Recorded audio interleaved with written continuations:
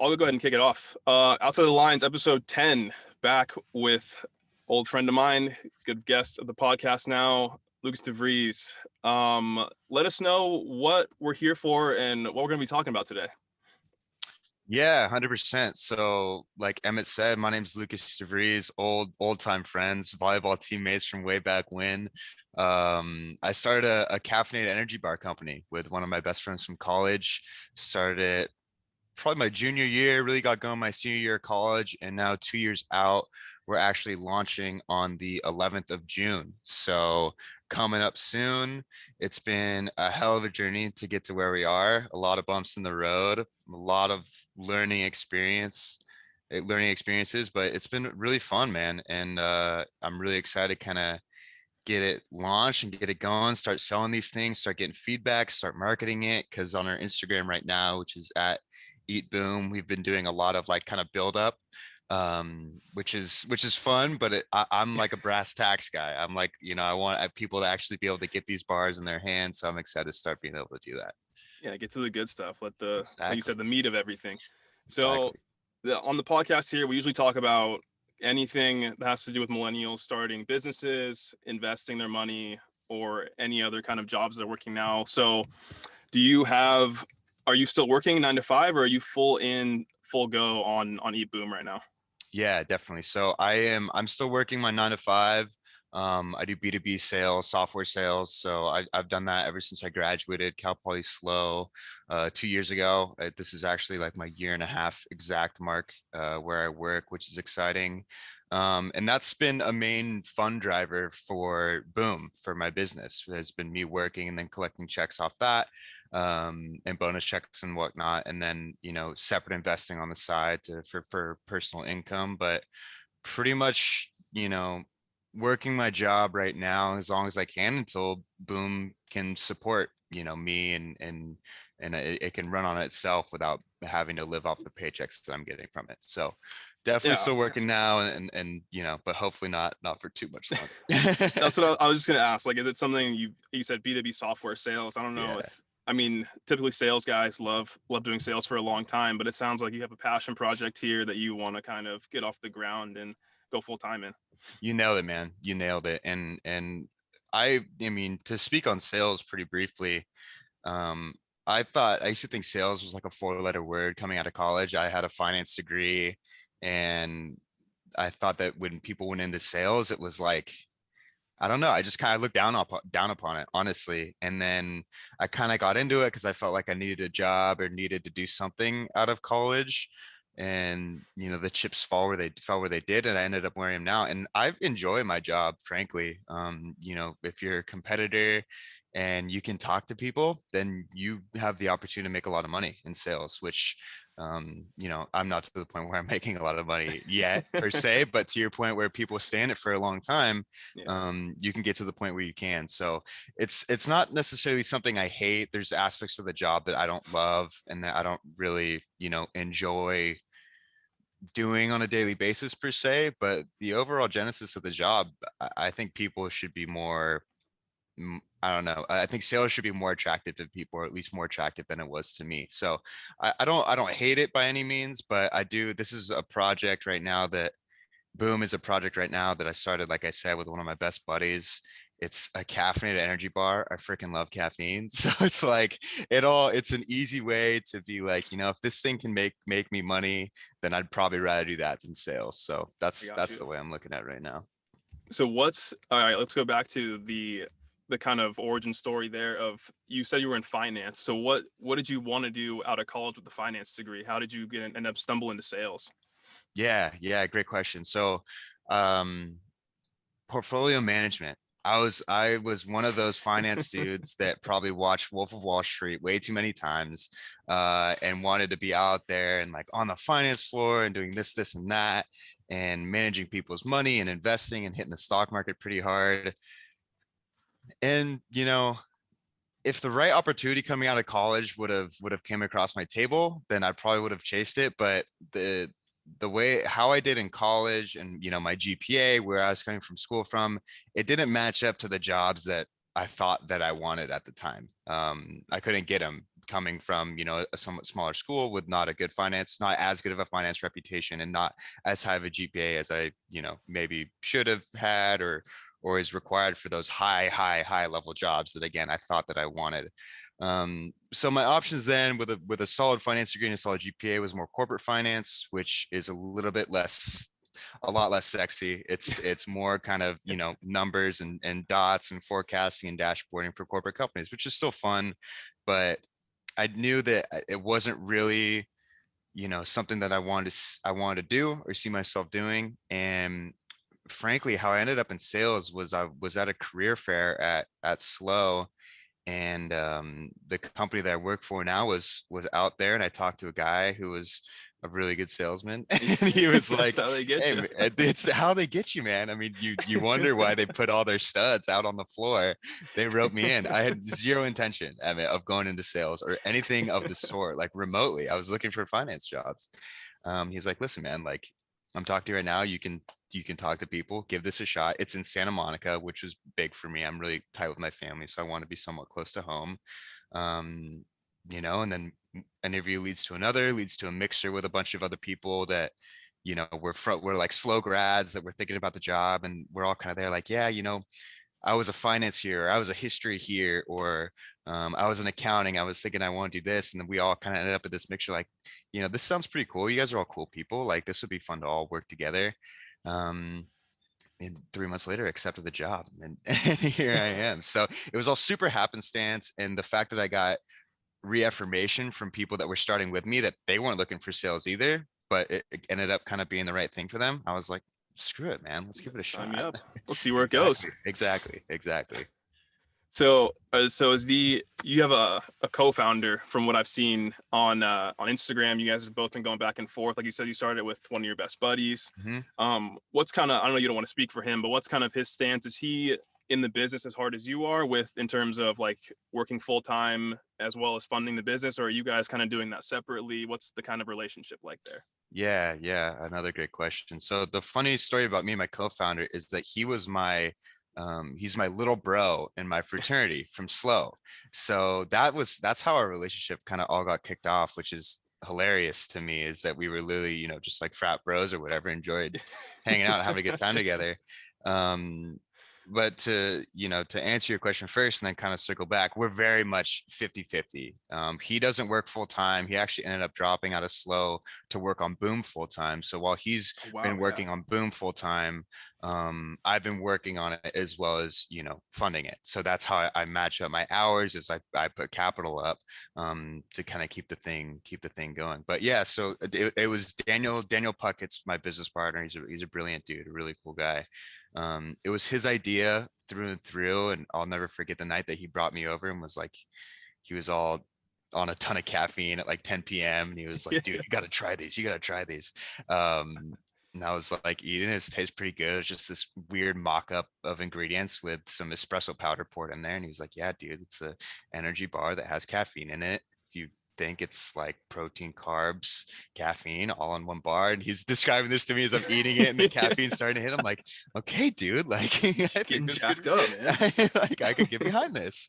So, and I mean, the rest is history from there. But now, as he's fully into Boom and I am working.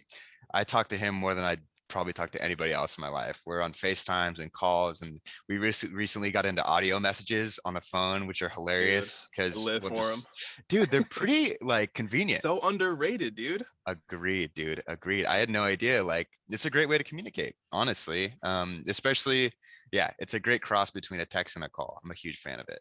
So we're on the horn all day, every day, emails, getting stuff figured out. Each have a heavy hand in the business. The way that we're running it, we kind of structure it, is that we're both CEOs of our own kind of verticals. So I'm the CEO of more back-end stuff. So that's going to be your finance, your distribution, your order fulfillment, and that type of stuff, where Daniel's more front end. So he's more marketing, manages the Instagram, manages kind of the brand, the image that we want to portray, and managing eventually how we're going to drive top line sales of this thing. So we try, and that's an ongoing, process, kind of who's taking what responsibility where. and I think it will be for the entirety of our company. But we just try and make sure that we're not crossing each other, stepping on each other's strengths too much, and let each other do their own thing. And if we need input, which I need input all the time, so does he, obviously, for marketing stuff, we ask. So we help each other out. But it's been it's been funny transitioning from, like I said, frat little bro, fat big bro, to friends who are starting a company, to co-owners and co-founders of, what is starting to become a legitimate business, because it's changed our relationship. Of course, it's adds more stress, but it's been fun. It's been fun.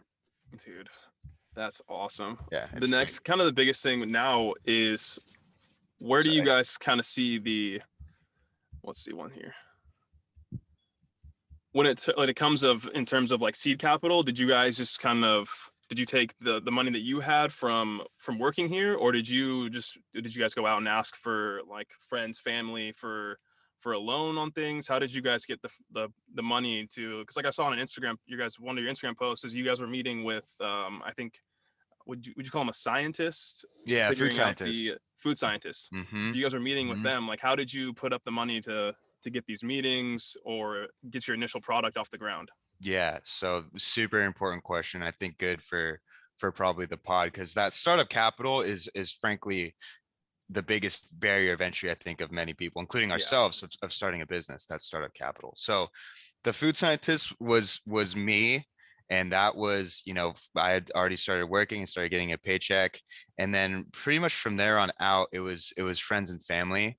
Seeing if people wanted to kind of invest or put some capital up. And then, to be completely honest, my dad, we went to him with kind of a business plan of like, this is what we have so far, with at that point, an accomplished recipe, a legitimate packaging, and a fully vetted out marketing plan. It was like a 2.5 hour presentation that Daniel and I worked our asses off on. It was like, hey, this is, kind of what we're looking for. This is the structure of the debt that we wanted to do.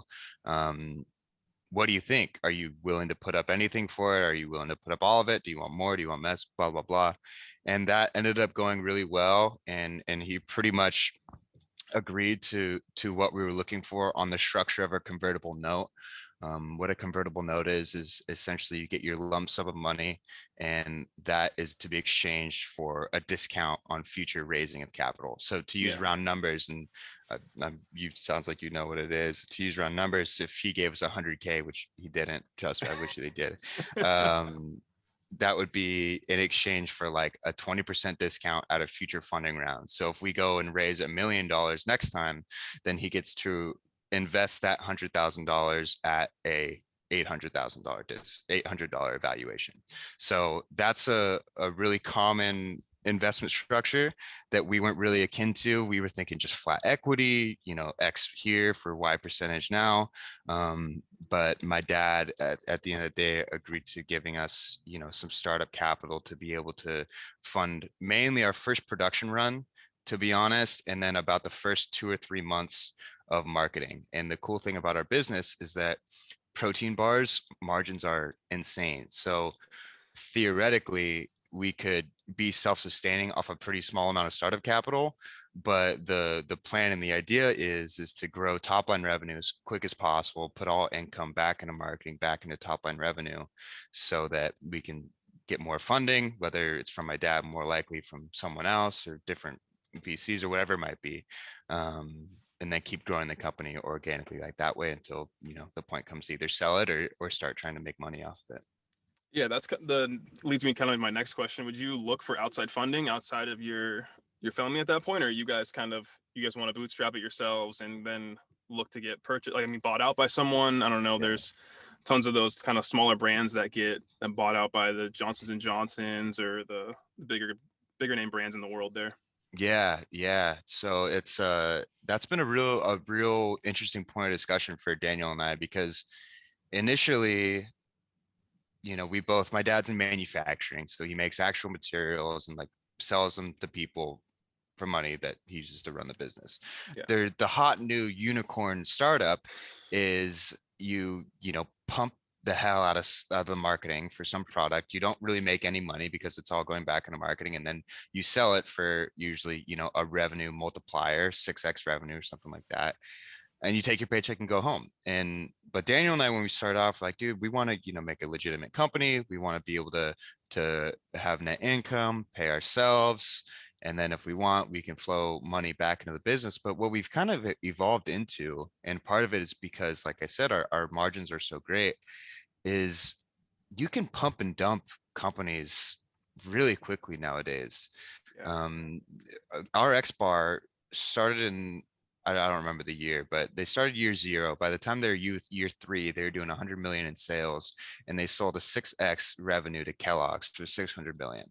And their, founders walked away with however many hundreds of $1 million. So our goal, Emmett, is to have Boom absolutely blow the frick up, to take in as much outside funding as we need for as low equity as possible, to get this as big as possible in the shortest 2-3 year span, and then look to sell, and then look to get out and to collect our money and to go, start something else, or which is what my partner wants to do, and I want to go on a beach in Mexico and drink margaritas all day long. But that's the plan. I think the key focus, though, the plan is to grow it and sell it. But the focus is to remain fluid, because if your sole goal is just to market it to sell it, if at the end of year three, I'm not doing numbers, you haven't heard of me besides the fact that we're friends, then you don't really have a business, that you're not making any money. If you can't sell it and you're not making any money, you're kind of in a screwed spot. So the plan is to grow it, but also to maintain a good enough operating model to where if we need to convert it to something that's actually making money to support ourselves, and to grow it farther so we can maybe eventually sell it in 10 years instead of 3, I think that's kind of the focus, to make sure that you have that in the tank. It's awesome. On Yeah. not many co-founders or founders of companies like that would be as honest and upfront about it. Like a lot of people, like you said, Daniel wants to start something else. You want to take your lump sum of cash and go sit on a beach somewhere. Like, Mhm. but at the time being, you guys are fully invested into EatBoom and you're passionate about the product, which is, it's very apparent in the way you talk about it. The marketing has already caught notice of it. Like, you're very passionate about the product and it's not even launched yet. So I Yeah. don't think anyone looking to invest would have any worry about your guys' passion for the project or just where you guys see it going. Yeah, I appreciate it, dude. And if I can, I want to ask you a question, because I know you've had a lot of business conversations. You're an intelligent guy. What would your what would you do? Because I mean, Daniel and I had to talk about this on Tuesday about, or yesterday, about, okay, what do we want to sell this thing or not? What would you do if you were in our spot? If you had, like, would you try and pump and dump it? Would you try and grow it organically and bootstrap it, keep your equity? We're curious. I love this. This is only the second time that a guest has hijacked the podcast. I don't know why people don't do it I more. Like apologize. it's I'm literally, no I'm worries. just Oh, curious. this is the one guest I did before was he was just very blunt. It was like, I have questions. Like, can I ask you? Then I was like, this is early on, never done it before. So like, I mean, I'd like to have this conversation open, and it's like the podcast is just to shoot the shit, man. It's Awesome. I get all the people I could talk to, but yeah, I mean, I guess it's kind of like it depends on the situation, as everything does in life. But you guys are in different points in your guys' lives, I'm assuming, where you obviously want to get out and just sit on a beach. He wants to run other companies. But I think, like you said, the fastest way to do it is just to burn through a shit ton of capital and sell at an absurd valuation. Yeah. I think that satisfies both the needs of you and your business partner. So that's probably the best way to get it done. Yeah, yeah, no, I think you're right. I think you're right. And it's funny, man. It's, in But again, 2020. there's no right and wrong answer to it. Yeah, That's what I have to kind of emphasize is like everyone's totally different, and there's tons of guys that love bootstrapping companies and they want to stay on for 10 plus years. Nothing wrong with that. They're not going to see profitability as soon as you will. yeah, they're not going to see that big paycheck, which, some people don't want. And another, I think, important thing that Daniel and I, like I said, just recently talked about is selling a company for, again, round numbers, 100 million, but you own 90% of it, is, arguably better than selling a company for $1 billion when you own 9% of it or 8% of it. You know what I mean? I don't know if the numbers match up, but you know what I'm getting Yeah. at, is that there's something to be said for actually bootstrapping a company, holding on to your equity, being maybe a little bit more patient, and you could have a way larger payday at the end of the day. But, as you know, cost of capital, would rather have that money now, even if it's smaller than a bigger sum in a couple of years. It's tough. It's tough. So I think right now our focus is definitely trying to grow it as big as we can, to pour as much money back into the business as we can, and see where we are in a year and see where it's going and see what we should do. So, but it's an interesting question, one that I think the answer will always change.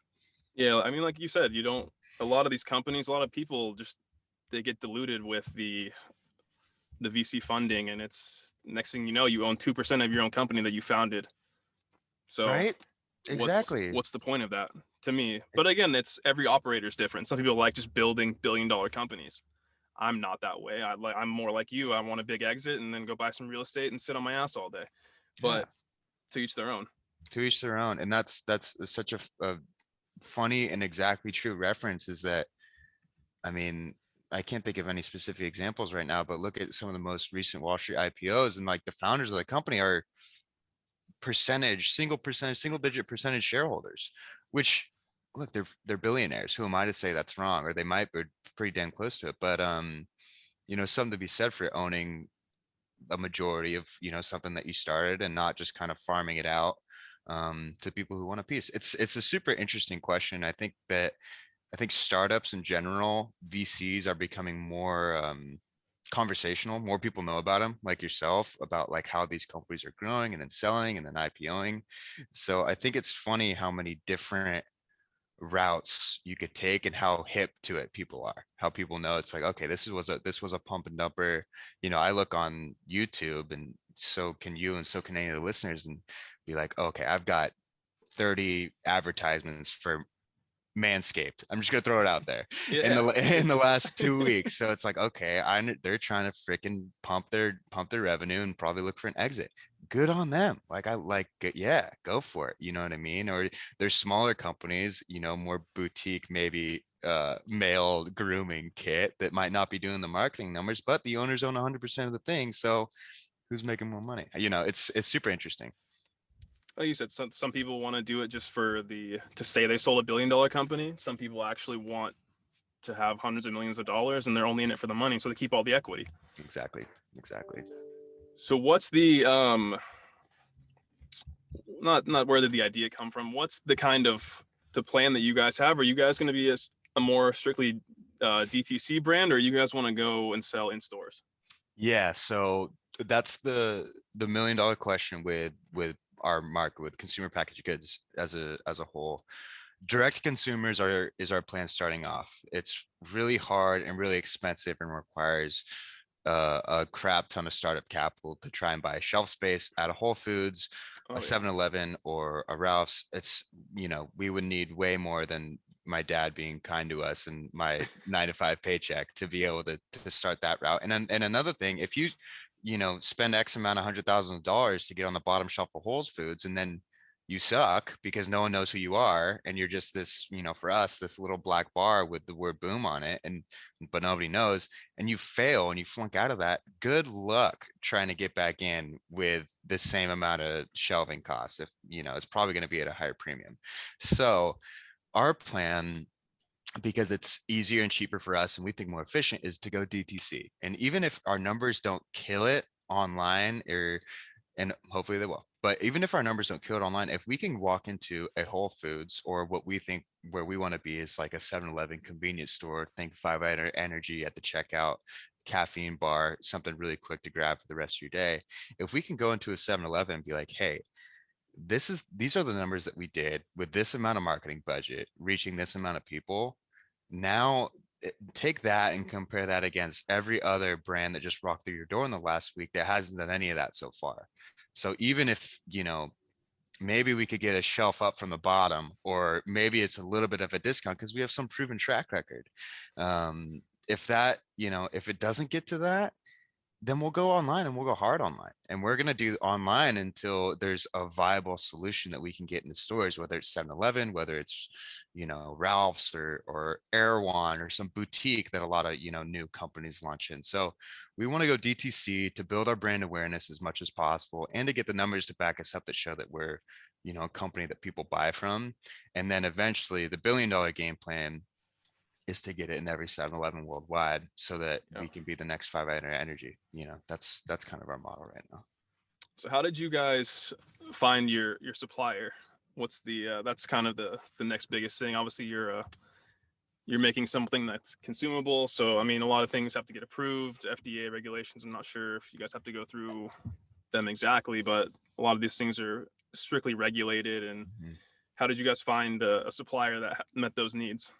Yeah, another great question, man. The co-packer, co-packaging, co-man, co-manufacturing, and we knew that because you could either use a co-man or a co-pack, or you could run all your facilities in the house. Again, startup Yeah. costs, way cheaper back end, way more expensive front end. So we knew we were going to need to find a co-packer, co-manufacturer. We knew that we were on a really tight budget. We're two college kids. So not only are we on a tight budget, not a lot of people take us seriously. My Gmail at the time had Lucas DeVries 1996. So I wasn't hiding my age from anybody. So the list of co-packers was shrinking like this when we started to look for them. And we basically found two reputable ones that would take us at our low minimum order quantities, low MOQs, and we're willing to make the bar that we wanted, which is an extruded bar, just a type of protein bar. I think RX bar. It's an extruder is basically a machine that takes all these ingredients, blends them up, and then compresses them through a mold that folds into the bar, and then it chops the bar into specific pieces. So Okay. we needed an extruded bar manufacturer list shrink that would take low MOQs and be willing to work with us. So we found two. One was in Illinois, and we were going to war with them for probably a week or two about what we could do for testing, because obviously you want to go out there and test and make sure that the bars can be made before you pay X amount of thousands of dollars for a huge quantity, and for MOQs, what the first run was going to be. And we were going to war with them. They didn't really want to work with us. Our food scientists had a relationship with them. So we were kind of, sliding in the back door. And then, but it was a labored conversation. And then while that conversation was going on, my business partner, Daniel, found a co-packer in Torrance. So for Yeah. your listeners who may not know, Torrance is a hell of a lot closer than Illinois to me. So we found this co-packer in Torrance, really small, very new company. The CEO of it actually came from energy bar manufacturing. And basically, their whole Yeah. business model is that they take companies like ours, and it doesn't have to be protein bars, it could be any kind of commercial baked good, and they run new product testing, and then if you like to, then you can go into full production with them. So it was this perfect Goldilocks of everything that we were looking for in this new smaller company that was really excited about me and Daniel, and really excited about what we were going to. We had a new product test day with them out in Torrance at 4 o'clock in the morning, making sure that the machines could process our bars and do well. And then that was like a run of 300 or 400 bars. Took those, went and got feedback from people, tweaked the recipe a little bit, did another new test run, got the recipe that we wanted, and then it was just negotiation between this. At this time, it was myself personally about how much that new product one was going to cost and how many bars we were going to get. So it ended up working out really well for us. But if you talk to anybody who's trying to start a consumer packaged goods CPG business, finding a good co-packer, good manufacturer is awfully difficult because they have all the Needle power. in a haystack, man. Needle in a haystack, man. Well, And like you said, no one, who wants to work with a college kids who have Lucas DeVries 1996 at not Gmail me. as their account? It's tough. Not me. It's a tough hill to climb, and they have all the power. I mean, because they know, luckily, yeah, as I said, has been great, but they know if he doesn't like something that we're doing, pull the plug. What the hell are we Yeah, gonna do? You know what I you're mean? done. Yeah. What are we gonna do? Go buy $100,000 extruding machine? No. So it's a tough business. And then what was doubly hard, and we ran into a hiccup with about it, is because the fact that we have 150 milligrams of caffeine in a bar in an edible form, and a lot of the energy drinks that you see, the Red Bulls, the Bangs that have 150 milligrams plus, are supplements, and since they're drinks, they're regulated a little bit differently, beverages as opposed to food and drug. So pretty much at the 11th hour, which is part of the reason why our production has gotten pushed back a little bit, the team was like, hey, have you guys done your research on the legality of this? Like, is this good? Is this cool? It ended up all getting worked out. We signed the proper documents and we have more than enough safety regulations on our bar for it to be safe. But that was another hurdle that we had to jump through. And that was really testy because, like I just said, if he doesn't even want to deal with the liability of these two college kids who don't have money who now have this risky ass bar, then they could have pulled the plug on us. But luckily we got everything worked out. But it was a journey to find the right co-packer for sure. No, so that was super cool of them to just kind of give you guys a nudge of like, hey, this needs to get done before we can start doing X, Y, and Z. Like that's good. Most manufacturers, like you said, would just pull the plug, been like, figure it out on your own, then come back to us. 100%, 100%. And that's a testament to them. And I like to believe that it's also a testament to us in a weird way, because I think that they know that this product has some legs and they're looking out for their future business. So Yeah. if they wanted to make sure that we're good on Uncle Sam's end and make sure we're all good by the legal books. And then they want to be our co-packer moving forward because they think we're going to be ordering more bars from them. That's what I think is the finance guy who's trying to negotiate with these guys. As these are the points that I'm telling him, right? I'm like, no, there's going to be future orders. We're planning to do another 100K in 6 months, trying to get their prices knocked down and keep them interested. But no, for sure, it was cool of them to look out for us like that. And like I said, we have a great relationship with them, which was lucky. Yeah, see the sales guy coming out of the woodwork there. Definitely, man. It's all full circle. It's all full circle. You'll never pick up a skill that I think you don't use later in life. That's what I like to say. Couldn't have said any better. So what's the kind of, you guys have thought about staff at the moment, or what's your guys kind of plan for, what's the first staff member that you guys plan on picking up? Is it an outside marketing person? Because I mean, you have, like you said, you're the finance guy, you have more of the accounting side and back end Mhm. stuff handled. Um, is that someone on your marketing team, an administrative assistant? Where are you kind of looking next? Dude, that's a really good one. And as far as first employee, my business partner, if he was on here with me, he'd say an assistant for him because he's as brilliant as he is, and I truly mean that. He is a disorganized MFer, but I love him for it. But he always talks about how our first employee is just going to be an assistant for him to keep him organized. No, I think I don't know, honestly. I think for us, it would be something back into the point of like web development, like getting a full-time web developer, kind of because look, issue comes up in marketing, an ad doesn't run right, Daniel can take it down. If something is happening in finance and our numbers aren't crunching some way or another, I can figure that out, or I can look to solve whatever issue that is causing that. If our website crashes, I SOL, kind of. So I think the first full timer is going to be some type of back end web developer who we can go to for website edits and animations to make it look super clean and slick, and also to help solve problems on the back end, because that's something that is above Daniel and I's pay grade. But one thing that I will say is what's crazy about starting a business in 2021, and if anyone listens to this is happening to want to start their own business, the amount of freelancers that you can get for incredibly cheap costs is pretty insane. I'm working with a web developer right now off of Fiverr, fiver.com.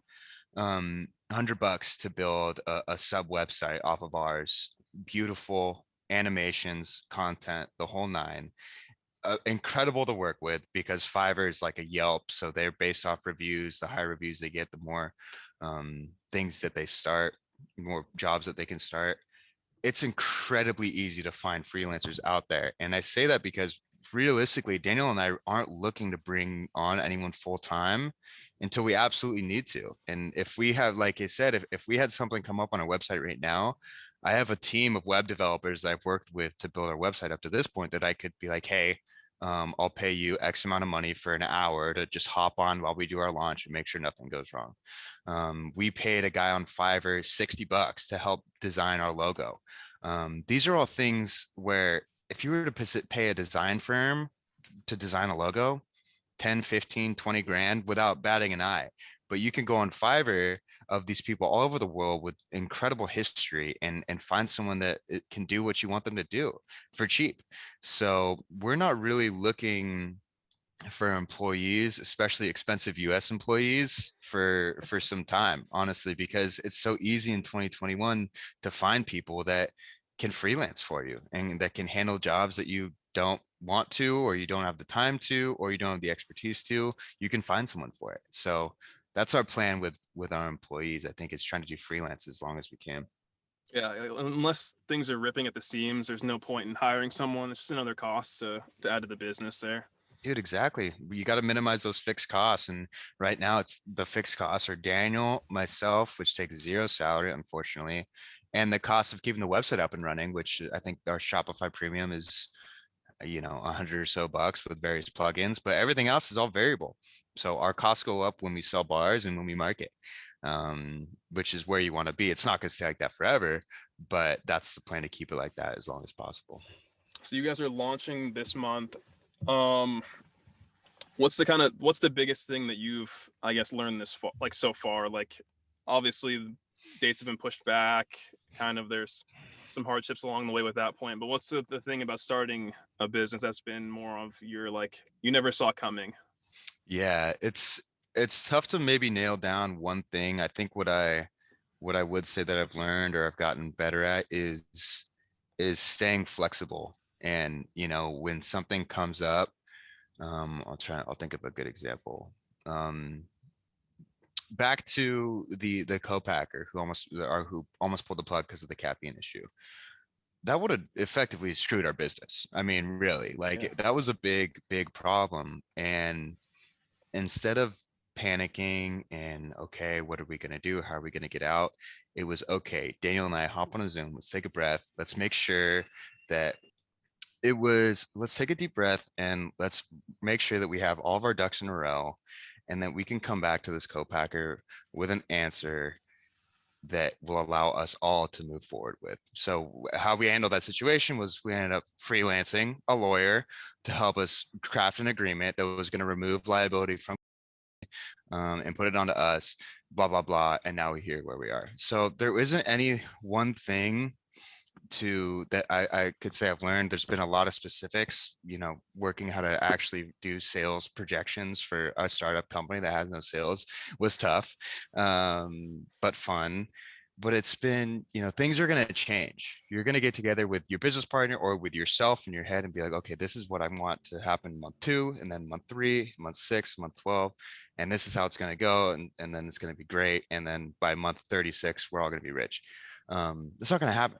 There's a saying in startup life where it's like, if you think it's going to take a month, it's going to take 6. It's like things get pushed back, things get moved around. So being flexible and being able to pivot off of whatever idea is essential, and being mobile, and being quick to audible and not letting it, derail you too hard has been a really important thing for Daniel and I.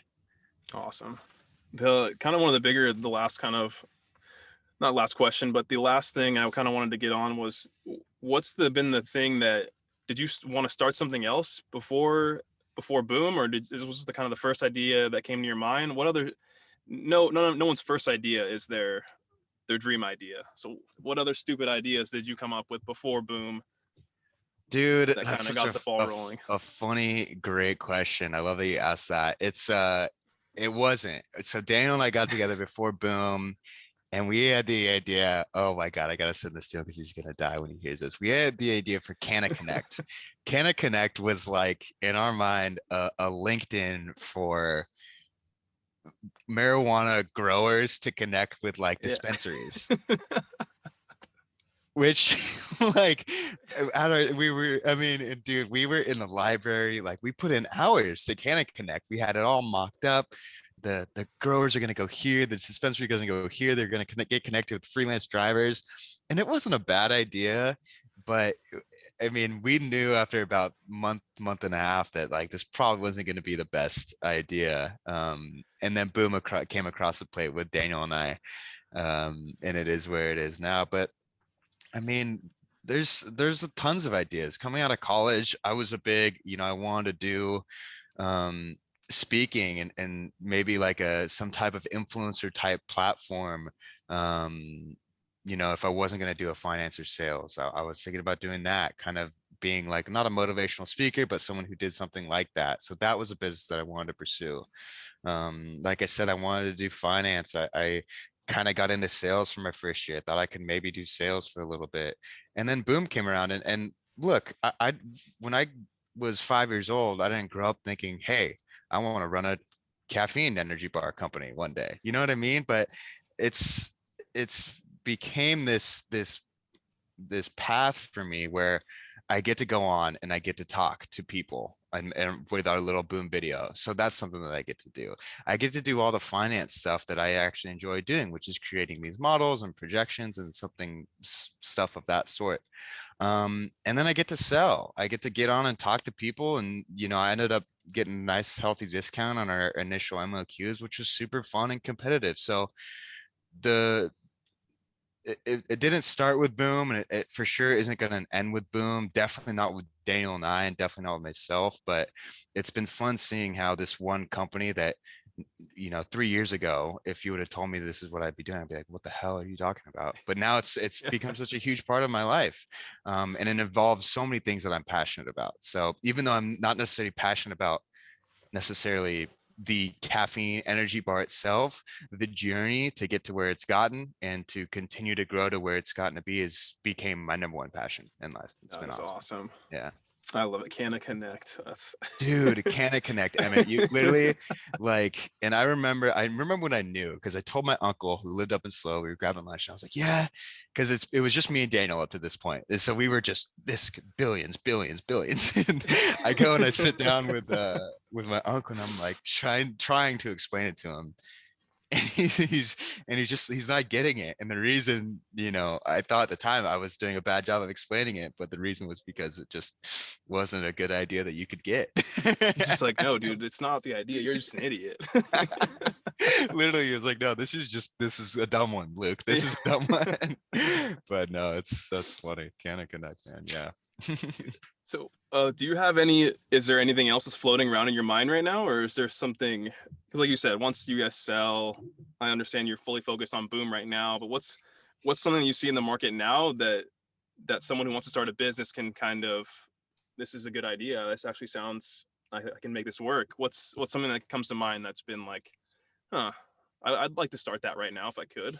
Yeah. So product, I guess what I would say more legitimate business wise, I would love for you to talk to my business partner, because he's full of 1,000 ideas that, would be good startups for people.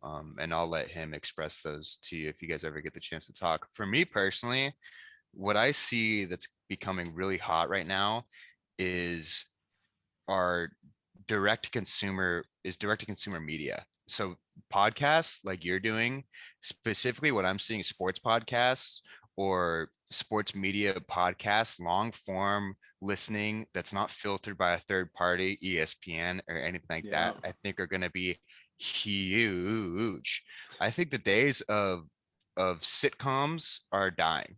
I don't know many people personally, and this could be dead wrong, um, that sit down and watch TBS at 7 p.m. anymore, record it at 7 p.m. and rewatch it later. And if they do, it's maybe one or two shows.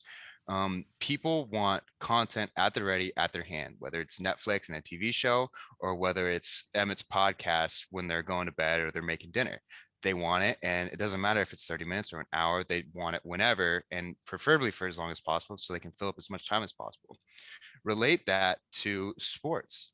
I look, Sports Center with Scott Van Pelt, I don't think is dying anytime soon. But I look at what's the show with Shannon Sharp and Skip Bayless? I forget what Oh it's yeah. called, but they did. I don't remember the stat exactly, but I think they did triple the amount of viewers on their YouTube clips as opposed to their actual daily show. On clips of Shannon saying something heinous and Skip backing him up or fighting him on it, they do more views on that stuff on YouTube. Their clips on YouTube get way more hits than their actual TV show does online. So I think long form sports media and involving sports betting too, if you a sports betting podcast that talks about relevant issues in the world or in sports and what's going on in different sports across the world, I think that's the way that stuff is going. In the same way that Netflix did to sitcoms and podcasts did to, I don't know, The TV radio. movies, the Yep. radio, exactly. I think sports podcasts are going to start chipping away at ESPN and the sports media conglomerates that are out there that have been running the game for too long. I agree, man. Like without a filter, there's like you said, those guys at ESPN, they're always worried about what they can't say. So I mean, with like on my podcast, it's not for kids, quote unquote, but I mean, sometimes adults say what they want to say, and I'm not here to judge anyone on their topics. That's their opinion. We may agree, we may disagree, but Mhm. that's at ESPN that can't happen. Everyone has to think the same way and kind of tout the same issues. So I like it, Exactly. man. And run through, you know, the prompter runs through whoever head producer before it gets to Scott, you know what I mean? Scott Yeah. Van Pelt. And the debate shows, which, just kill me. It's like, because they do think the same. They all think the same, but instead they have to manufacture this fake debate to sell TV. Which I get. And look, I'm not saying I'm not a fan of Shannon and Skip because I think they're hilarious, but I think long form media in the sports vertical could have a lot of legs for sure. Who's Skip's old partner? What's his? He's Stephen A. Smith. yeah, man. That's when kind of things for ESPN died for me. Is when he was tweeting out that he was only saying things to rile people up and create this kind of fake narrative, which is sad, man. I used to go to ESPN for all my like true sports news and actual debates. Now it's not like that.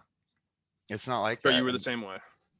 Literally, Emmett, like the exact same way. Because I huge Stephen A. fan and am to this day. And I think because he's probably one of the bigger sports media figures out there. When he comes out and says that, I think it turned the light on for a lot of people who may have thought that that was the case, that some of it was fabricated, but kind of didn't want to know, don't Yeah, want to don't. know if Santa's real or not.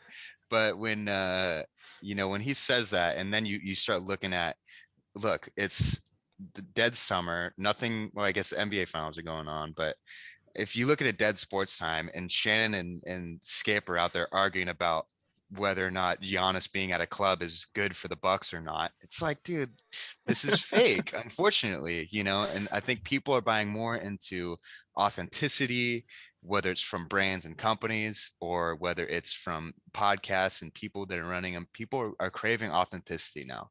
Yeah, In a world that's increasingly fake because of social media, and it's all about exposure and what you project out there. I think people are craving honest guys like yourself that come on here and have honest conversations with guys like me, no filter, instead of this filtered, dissected dialogue between really a producer at ESPN and his assistant that they think is going to sound good. You know what I mean? Stuff like that. so I will leave you with this. Is kind of I named the podcast Outside the Lines because obviously there's interesting business people out there like yourself. So kind of, but I love business. I love everything about it. I'm a big investing guy, like whatever you might say. You come from finance, but there's always something else to Lucas than everyone else sees. Everyone sees you as the big boom guy. What is what are some other things that you do like in your free time that you really just enjoy and are passionate about? That's kind of Yeah, outside the lines of just being a business guy that's or a sales guy. awesome. That's awesome.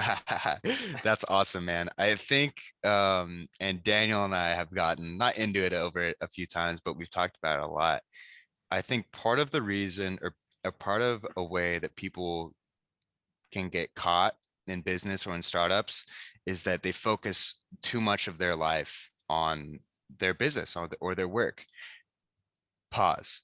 It's vital to dedicate so much of your time to a startup or to your work, whether it's sales or finance. It's vital to be successful. We all know that. But I think, like I just said, people like working with humans. People like talking to, buying from, listening to financial advice from, buying products from people who are real people. So it's important, I think, if you're starting a business or you're working really hard in general, to do things that are outside of the lines to make sure that you're human. For me, camping and exploring, I have a van that my dad and I share, and I've taken it on a bunch of trips, week long, 2 weeks long, no phones, kind of reconnect. those ships are huge for me, and huge because it's huge for me, huge for my business, both selling and not, because I have something to talk about other than software Yeah. or other than my caffeinated energy bar company. I love the camp, and I love to go out and socialize. And I mean, that's, dude, I wouldn't have been on this podcast if we didn't meet up at Hurricanes one time. So I think there's this narrative being pushed, or Bruco. There's this narrative being pushed that, you have to be a diehard, a 25/8 entrepreneur to be successful, which it helps if you're dedicating that much time. But I would argue that being a human and taking time to focus on yourself, whether it's exercise, which I recently got into exercise when I started doing Boom, which has been great for mental, not physical, exercise, camping, socializing, in whatever way you do that. I love going hiking with my buddies. Like, doing that human stuff is equally important to putting hours into your business, because people like people who are people and not robots that are reading off a teleprompter at ESPN, or me trying to, come on here super scripted and like sell you on Boom. People like people who are people. So I think whatever it is for you, to make sure that you are still staying a person, a human, is really important. And for me, those things are camping, hanging out with family, hanging out with my close friends, exercising when I can, getting outside. I play pickleball with my mom and all of her retired friends, like just doing shit like that. And I play pickleball because it's fun, but also I'm talking to a bunch of 50 and 60-year-olds, talking, not selling or anything, but learning how to communicate with them, and Yeah. learning so that when I have a call with a 6-year-old investor in 2 years, I can talk about, how the elbow starts to hurt if you take too hard of a pickleball serve, shit like that. You know what I mean? So that's a super long-winded answer. I apologize, but it's No it's worries, man. important for me. It's really important to keep the balance. The balance is That's huge. why that's why I started cycling, man. No 25, 26-year old is going to be out cycling. Like they're all 40, 50, some of them 60 years old, man. I get a different life perspective, like you said, with the pickleball people. It's just Yes, you hear different things. You don't want to just be around only 20 something year olds for the rest of your life. 100%, dude. 100%. But that's part of the reason why we connected too, is because I saw that you were a genuine guy. Like, we haven't seen each other for how long, and I was like, this guy's a genuine guy talking about something he's passionate about. He's not just out here selling me the next fad energy drink or energy Mhm. bar. It's just something that's real. So that's why I wanted to have you on and give you the opportunity to say everything that's great about the company. Dude, it's been so much my pleasure. And honestly, I haven't kept track of how many of these that you've done, but and I've never, done a podcast, but it's been phenomenal. I mean, honestly, just to catch up and discuss and to talk Boom for me. Like I said, obviously I love hearing myself talk, but outstanding questions. You're a great conversationalist. Like, I'm excited to keep up to date with Outside the Lines and see where this goes, because this has been awesome. So thank you very much for giving Of me the course, man, I appreciate opportunity. it. I'm sure we'll be connecting a lot more in the future Hope here. so. But is there any final like last words you want to say? Like, plug all of Boom stuff, everything, every other suppliers you want to get on, anything you need to do, just say them all now. at, Instagrams. at EatBoom on Instagram, at LUKIE DeVries is my personal. I post a lot of business stuff on there as well. But at EatBoom, stay tuned. We're launching in the next, in the next 10 days. And we're putting out a lot of content in the next 10 days to kind of get that entry level energy and hype geared up. So check us out on Instagram. That's where we live right now. Yeah, and check out my buddy Emmett's Outside the Lines podcast. It's a great one. But no, man, that's it. Appreciate that, man. Yes, sir. Also, again, I would love to have your co-founder on, or at some point in the future, him as well as the two of you, once things get going, and kind of I want to see what the forecast was after the launch, man. So if love to have you come back on. Dude, 100%. And I appreciate that. I'll take you up on that and give your contact info for Daniels and connect you guys. And yeah, hopefully we'll be back on soon. And I'll make sure you're still local, right? In Huntington? Yeah, I'm still around, man. So no Awesome. worries. So I'm here. I'll make sure to All right. get you a box of these things too once we get them, so you can give them a shot. Perfect. Love to see it. All Awesome. right, everyone. This has been Outside the Lines, episode 10 with Lucas DeVries, co-founder of Boom, EatBoom. Happy investing, guys.